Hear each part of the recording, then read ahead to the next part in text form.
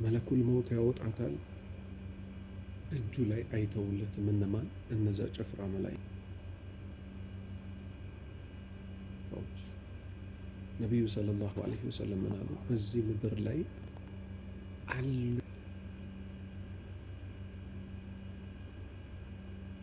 ከሚባሉ ውድ ሽታዎች ውስጥ የሰውየው ነፍስ ከአካላቱ ላይ ስትወጣ ልዩ የሆኑ ጠባቂዎች ምን ይላሉ? ጌታችን ሆይ በእኛ በኩል አሳልፈው፣ በእኛ በኩል አሳልፈው ይላሉ። ማንን? የአማኝን ነፍስ ማለት። 7 ሰማይ ይከፈትላቸዋል።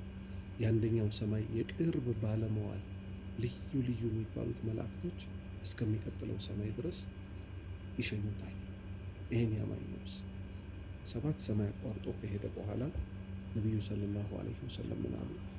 አላህ ምን ይላል? ከእሷ ፈጠርኳቸው ይላል። ከምን? ከአፈር። ወደ እሷም እመልሳቸዋለሁ። ወዴት? ወደ አፈር። ከእሷም እቀሰቅሳቸዋለሁ ይላል። ከየት? ከአፈር። መልሱት ባሪያዬን ይላል። ነብሱ ትመለሳለች። ቤተሰብ ወስዶ ሬሳ ይቀብራል። ከዛ በኋላ 3 ጥያቄዎች ይጠየቃል። ጌታህ ማን ነው? ሃይማኖትህ ምንድን ነው? በእናንተ መካከል የተላከው መልእክተኛ ማን ይባላል? ሱብሓነላህ። ከዛ በኋላ ምን ይከሰታል? አላህ 3ቱን ጥያቄ ይመልሳል፣ አማኝ ስለሆነ። እዛ ጠባብ ቀብር ውስጥ እኛ ወስደን ስንቀብረው እንግዲህ ይህንን አማኝ ምን አልነበረውም፣ በራሱ አንድ ሰው የሚያስገባ ቦታ እንኳን አልነበረም።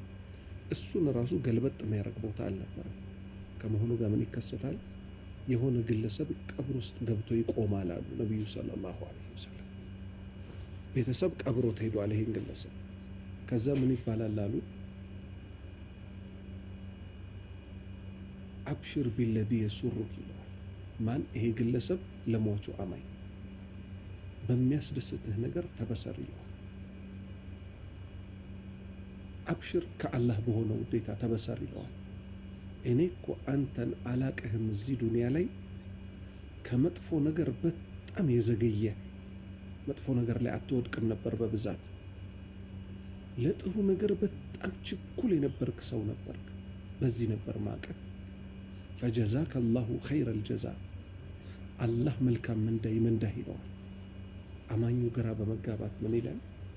መን አንተ? አንተ ማነህ ይለዋል። ፊትህ በጣም በብስራት የመጣ ማነህ አንተ ሲለው እኔ መልካም ስራህ ነኝ ይለዋል። ሱብሃንአላህ። እችን ነው የፈለኩት። እዚህ ምድር ላይ የሰራናት ስራ ቀብር ውስጥ ትጠብቀናለች። ወንድምና እህቶች ግን ዛሬ እስቲ ሂሳቡን እንስራ። እየሰራን ያለነው ስራ ጤነኛ ነው? ወንጀል እንደሆነ እኮ ደግሞ እናውቃለን። በተለይ ቲክቶክ ላይ የሚሰራው ስራ በምን ያውቃሉ ወንድምና እህቶች? ወንጀል ካልሆነ አንድ ሰው ማንም ቢመጣ ባይመጣ አይሸማቀቅም። ወንጀል መሆኑን ግን የምታውቁት ምንድነው? የሆነ ሰው ሲያዩ ይጨናነቃሉ። አምሳያ ቢጤዎቻቸውን ሲያዩ ደግሞ ምንም አይመስላቸውም። አላህ የጠላውን ነገር ይለቃሉ። አላህ ምን ብሎ ሲያበቃ እኔ ጋር የምትገናኙበትን ቀን ፍሩ፣ ያላስተርጓሚ እኮ ከኔ ጋር ትገናኛላችሁ ብሎ ሲያበቃ ማለት ነው። ስለዚህ አላህ ባሪያዎች ሆይ ይሄ በተለይ ቀልድ ነው እየተባለ እነዚህ መንዙማ ባዮች፣ ነሺዳ ባዮች ወላሂ ነው ምላችሁ ይሄን ነገር እንግዲህ በብዛት ስቃወም ይታያል። መቃወምበትም የራሴ ምክንያት አለ። ይሄን ምክንያት እኔ አይደለሁም ያመጣሁት። ነቢዩ ሰለላሁ ዐለይሂ ወሰለም 23 ዓመት ሙሉ የለፉለት፣ እነ ኢብራሂም እሳት ላይ የተወረወሩበት፣ እነ ሙሳ ሊገደሉ ያሉበት፣ እነ ዒሳ ሁሉም መልእክተኛ፣ ኑህ 950 ዓመት የለፋበት ጉዳይ ስለሆነ እሱ ምንድነው? አንድ አላህን ብቻ አምልኩ፣ ከአላህ ውጭ ያሉን ራቁ። አሁን ይባል ይሆናል በብዛት ሽርክ ላይ የወደቁ ሰዎች ምን ያደርጋሉ? እኛ እኮ ነቢዩ ሙሐመድን ስለምንወዳቸው ነው ይላሉ። ክርስቲያኖች መቼ ዒሳን ይጠሉታልና? ዒሳን ስለወደዱት ነው አይደለም ያመለኩት? በጣም ወደዱት። ከዛ ምን አሉ? እሱ የአምላክ ልጅ እንጂ ሊሆን አይችልም አሉ። ዛሬም እኛ ጋር ሙስሊሞች ጋር ሲመጣ ለነቢዩ ሙሐመድ ሰለላሁ ዐለይሂ ወሰለም ያለን ክብርና ፍቅር በልኩ ካልሆነ የአላህን መብት አሳልፈን ለሳቸው ምንሰጣቸው ከሆነ ይሄ እስልምና አይደለም።